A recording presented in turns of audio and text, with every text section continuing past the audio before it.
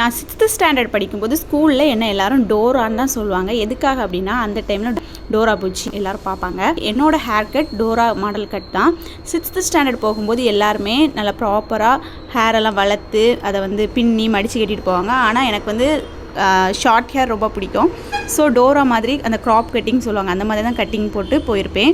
அப்போ எனக்கு அவ்வளோ அடர்த்தியாக இருக்கும். எல்லாருக்குமே ஆச்சரியமாக இருக்கும், இவ்வளோ அடர்த்தியாக இருக்குன்னு. அப்படி எல்லாருமே கண்ணு போட்டாங்களா என்ன அதுன்னு தெரியாது. அதுக்கப்புறம் ஒரு கட்டத்துக்கு மேலே ஒரு 12th ஸ்டாண்டர்டுக்கு அப்புறம்லாம் லாஸ் ஆக ஆரம்பிச்சு.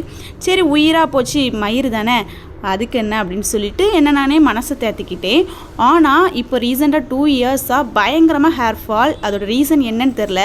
ஒரு 2 வருஷமாக சென்னையில் வேலைக்காக இருந்தேன். அந்த டைமில் தான் ரொம்பவே எனக்கு ஹேர் ஃபால் ஆச்சு. அதுக்கப்புறமா இப்போ ஊருக்கு வந்துட்டேன். ஊருக்கு வந்ததுக்கப்புறமா எனக்கு ஹேர் ஃபால் இல்லை, ஆனால் மறுபடியும் எந்த ஒரு ஹேருமே க்ரோத் ஆகலை. ஸோ இப்படியே விட்டுட்டா மொட்டை மண்டை இனிமேல் சொட்டை மண்டை ஆயிரும் அப்படின்னு சொல்லி தெரிஞ்சுட்டு, ஸோ 2 மாதமாக நான் வந்து ஒர்க் அவுட் பண்ணி கொஞ்சம் ஹெல்த்தில் ஃபோக்கஸ் பண்ணி கொஞ்சம் நல்ல ஒரு ஹெல்த்தியான ஃபுட்டை சாப்பிட்டு இப்போது அதோட ஏதாவது எஃபெக்ட் தெரியுதான்னு பார்த்ததுக்கப்புறமா இப்போ எனக்கு ஒரு 1 வீக்காக நோட் பண்ணுறேன், எனக்கு பேபி ஹேர் வந்து க்ரோத் ஆக ஆரம்பிச்சிருச்சு.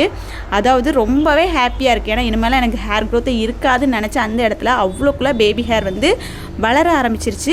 எல்லாமே வீட்டிலேயே கிடைக்கக்கூடிய ஹோம்மேட் நேச்சுரல் ப்ராடக்ட் மட்டுமே வச்சு எந்த ஒரு சீரமோ எக்ஸ்டர்னலாக எந்த ஒரு கெமிக்கலும் யூஸ் பண்ணாமல் நான் வந்து மெயின்டைன் பண்ணிகிட்ருக்கிறேன்.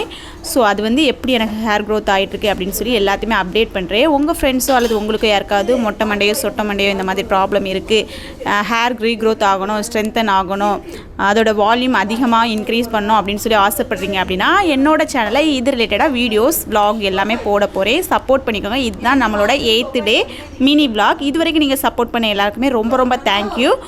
அப்படியே உங்களுக்கு வந்து எந்த மாதிரி டிப்ஸ் வேணும் அப்படின்னு சொல்லி ஒரு சஜஷன் கொடுக்குறதா இருந்தால் கமெண்ட் பண்ணிவிட்டு போங்க. நெக்ஸ்ட் வீடியோவில் மீட் பண்ணலாம். பாய்.